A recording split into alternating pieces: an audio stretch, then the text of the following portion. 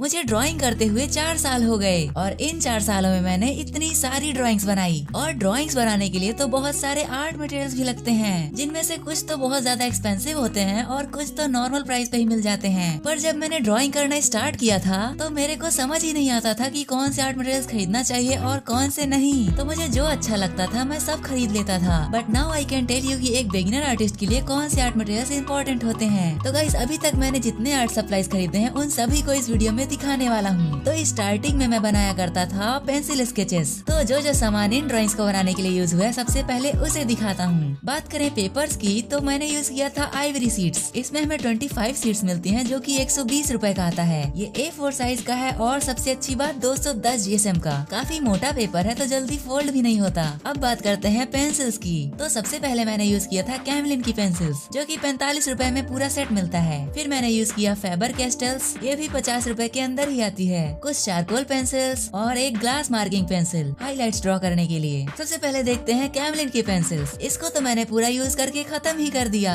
मैंने 1 साल से कोई भी पेंसिल स्केच नहीं बनाया और इसका नतीजा देखो, ये सब सड़ने भी लगे हैं। मैं थोड़ी बहुत डोम्स की भी पेंसिल यूज करता था और ये देखो ये भी सड़ रही है। पेंसिल से शेडिंग करने के बाद ब्लेंडिंग करने के लिए मैं न्यूज़पेपर का स्टम्प यूज करता था, क्योंकि मेरे पास ब्लेंडिंग स्टम्प ही नहीं था। फिर कुछ दिनों बाद मैंने एक ब्लेंडिंग स्टम्प खरीदा। ये 40-50 रुपए के आसपास मिला था और लार्ज एरियाज पे ब्लेंडिंग करने के लिए मैं कॉटन का यूज किया करता था। और मेरे पास एक 10 रुपए वाली मैकेनिकल पेंसिल भी है। ये 0.7 mm की है। एक डोम्स का 3 रुपए वाला इरेजर और एक 20 रुपए वाला इरेजर। इसे मैंने तब खरीदा था जब मेरे पास मोनो जीरो इरेजर खरीदने के लिए पैसे नहीं थे और इसे मैं ऐसे शार्प कर करके यूज किया करता था। फिर मुझे मिला एक कमीशन आर्टवर्क, जिससे मैंने मोनो जीरो इरेजर खरीदा और ये इरेजर मैंने लगभग 250 रुपए में फ्लिपकार्ट से खरीदा था। इसमें भी रिफिल पड़ती है। मैं आपको रिकमेंड करूंगा कि अगर आप पेंसिल स्केच करते हैं तो इसको तो जरूर खरीदना, क्योंकि इसे खरीदने के बाद मेरी ड्राइंग्स में काफी इम्प्रूवमेंट हुई। रियलिस्टिक हेयर ड्राइंग में ये बहुत काम आता है, जैसे कि पुष्पा के बालों वाले पार्ट पे मैंने इसका यूज किया है और फेस पे थोड़े बहुत हाईलाइट्स ड्रॉ करने के लिए और शर्ट पे भी जो व्हाइट कलर की छोटी छोटी लाइंस हैं, इन्हें भी मैंने इसी इरेजर से ड्रॉ किया था। और इसकी रिफिल खत्म हो जाने पे आपको अलग से रिफिल खरीदना पड़ेगा।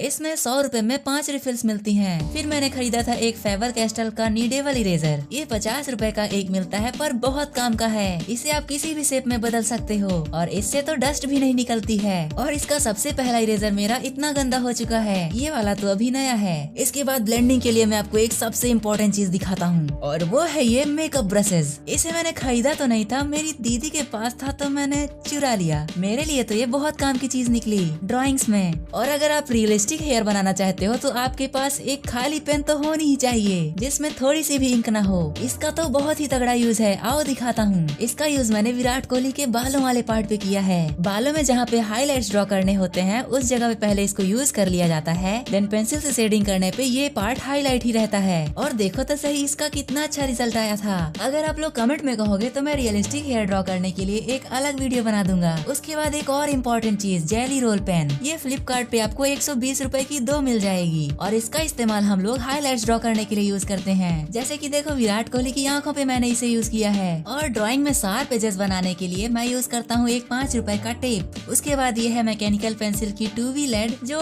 5 रुपए की ही आती है। इसके बाद मैंने अभी कुछ ही दिनों पहले एक इलेक्ट्रिक इरेजर खरीदा था, जिसकी मुझे जरूरत तो नहीं थी, बट बीइंग अ क्रिएटर मैंने खरीद लिया। इसका इस्तेमाल भी पेंसिल स्केचेस में हाईलाइट्स ड्रॉ करने के लिए होता है। इसका इस्तेमाल मैंने गोकू की ड्राइंग पे किया था और ब्रॉली की ड्राइंग पे भी। ये इरेजर मैंने 250 का खरीदा था, बट इसमें लगने वाला सेल आपको अलग से खरीदना पड़ेगा और इसके साथ हमें बहुत सारी रिफिल भी मिलती है। हाँ, रिफिल से याद आया, मैं 20 रुपए वाले इरेजर की रिफिल दिखाना तो भूल ही गया। 20 रुपए वाले इरेजर के साथ ये रिफिल हमें फ्री में मिलती है। एक रियलिस्टिक ड्राइंग बनाने के बाद उसे संभाल के भी तो रखना होता है। इसके लिए मैं यूज करता हूँ फिक्सेटिव स्प्रे का। इसे भी मैंने लगभग 250 रुपए में ही खरीदा था। इसे आप पेंसिल, पेस्टल, चारकोल पेंसिल के ऊपर यूज कर सकते हो, लेकिन इसे यूज करते टाइम बहुत गंदी स्मेल आती है। अगर आपको फिक्सेटिव स्प्रे नहीं खरीदना है तो आप ये पॉलीबैग्स यूज कर सकते हो। ये 40-50 रुपए में ढेर सारे मिल जाते हैं। बस इसके ग्लू के ऊपर लगे हुए स्टिकर को रिमूव करना है और ड्राइंग को इसमें घुसा देना है। उसके बाद ड्राइंग एकदम सेफ। ड्राइंग की प्रैक्टिस करने के लिए मेरे पेपर्स बार बार खत्म हो जा रहे थे, इसलिए मैंने एक बार में ही इतना सारा पेपर खरीद लिया। उसके बाद मेरे पास है डोम्स के ब्रश पेन्स, जो लगभग सूख चुके हैं, मुझे नया खरीदना पड़ेगा। उसके बाद मैं यूज करता हूँ एशियन पेंट वाला मास्किंग टेप। इसे मैंने बीच से काट दिया है ताकि ये ज्यादा दिनों तक चले। ये टेप 20 रुपए का मिलता है। ग्लास पेंटिंग करने के लिए मेरे पास है एक ग्लास। इस पे मैंने एरन ईगर को बनाया था, जो कि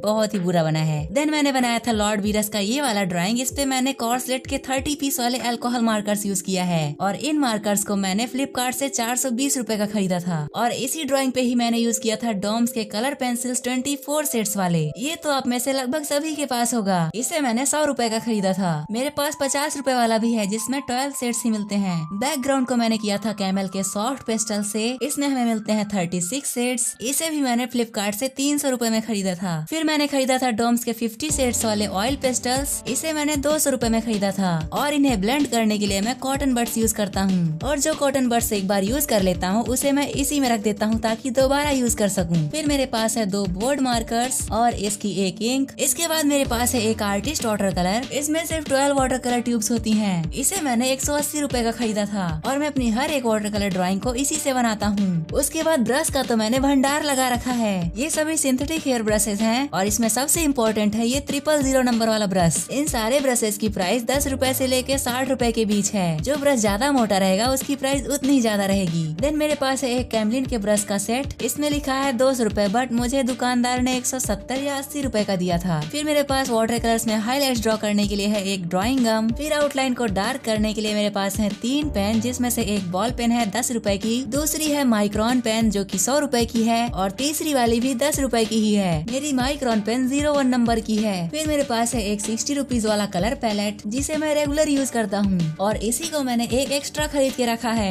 फिर मैंने खरीदा था एक पोस्टर कलर जिसमें 12 शेड्स हैं और इसे भी मैंने खरीदा था 185 रुपए का। और पोस्टर कलर की कलर मिक्सिंग के लिए मैंने 20 या 40 रुपए का ये कलर पैलेट खरीदा था और ये है मेरा पहला वाटर कलर पैलेट। इसमें भी देखो फफूंद लगी हुई है क्योंकि मैंने बहुत दिनों से इसे यूज ही नहीं किया। देन एक्रिलिक पेंटिंग्स के लिए मैं यूज करता हूँ कैमल के 12 शेड्स वाले 9 ml के एक्रिलिक पेंट्स। इसे मैंने 400 रुपए का खरीदा था। एक्रिलिक पेंट्स को मिक्स करने के लिए मैं यूज करता हूँ एक प्लेट जिसमें मेरे यहाँ रिश्तेदारों को बिस्किट दिया जाता है। इसे मैंने इतना गंदा कर दिया था कि मेरी मम्मी ने बोला कि अब इसे तुम ही रख लो। एक्रिलिक पेंट्स में ब्लैक एंड व्हाइट कलर जल्दी खत्म हो जाता है इसलिए मैं इसे एक्स्ट्रा रखता हूँ। इसके बाद मेरे पास कुछ और ब्रशेज हैं। इसमें से एक है आर्ट पेविलियन का 2 नंबर का ब्रश। ये काफी सॉफ्ट एंड बड़ा है बड़ी पेंटिंग्स बनाने के लिए और ये अकेला ब्रश 250 रुपए का आता है। ब्रश और कलर्स तो मैंने दिखा दिया। अब पेपर की बारी। बिगिनर्स के लिए कार्टिज पेपर काफी सही होता है। मैं भी यही यूज करता था। वाटर कलर्स यूज करने के लिए काफी सही है। कार्टिज शीट का एक चार्ट पेपर 10 से 20 रुपए का आता है जैसी क्वालिटी का आप लेना चाहो। और मैंने 12 रुपए वाले कार्टिज पेपर पे ये नरूटो की ड्राइंग बनाई थी और उस एक चार्ट पेपर को कट करके मैंने 8 पेपर बनाए थे। देन अभी कुछ ही दिनों पहले मैंने खरीदा था कैंसन का 300 GSM वाला कोल्ड प्रेस्ड पेपर। ये पूरा पेपर मुझे 200 का पड़ा था और इसमें सिर्फ 12 पेपर है। अगर आप वाटर कलर्स काफी अच्छे से यूज कर लेते हो तो इसे ट्राई करके देख सकते हो। देन एनिमे ड्राइंग्स बनाने के लिए मैं यूज करता हूँ पेंटोनिक का 140 GSM वाला स्केच बुक। ये 100 रुपए का एक आता है और इसी को मैंने एक एक्स्ट्रा खरीद के रखा है क्योंकि ये वाला तो खत्म होने वाला है। एनिमे ड्राइंग्स में एक्रिलिक पेंट यूज करने के लिए मैं यूज करता हूँ ब्रूस्ट्रो का ग्रे टोन्ड स्केच बुक। ये स्केच बुक 270 रुपए का आता है। उसके बाद है मेरे पास A4 साइज वाला डोम्स का स्केच बुक जिसे मैंने पहले ही दिखाया था। ये स्केच बुक मेरी फेवरेट है क्योंकि इस पे सब कुछ चल जाता है। जैसे कि चारकोल पेंसिल से मैंने ये ब्रोली को बनाया था, फिर ये colour pencils, water colours and soft pastels और फिर से वाटर कलर्स, इस पे सब चलता है। इसके बाद मेरे पास है जैन संगम का A3 साइज का 300 GSM वाला पेपर। इसमें भी 12 शीट्स आती हैं। इसे भी मैंने 300-400 का ही खरीदा था और इसे मैं वाटर कलर्स की बड़ी पेंटिंग्स बनाने के लिए यूज करता हूँ। देन मेरे पास है एक फ्लोटिंग पेन। इसे मैंने यूट्यूब पे बहुत देखा था तो मैंने सोचा क्यों ना एक बार ट्राई किया जाए और इसीलिए मैंने इसे खरीद लिया। और मेरे पास है एक बड़ा सा ईजेल। इसे मैंने आउटडोर पेंटिंग्स बनाने के लिए खरीदा था 500 रुपए में। तो गाइज इन 4 सालों में मैंने बस इतने ही ड्राइंग मटेरियल्स खरीदे थे।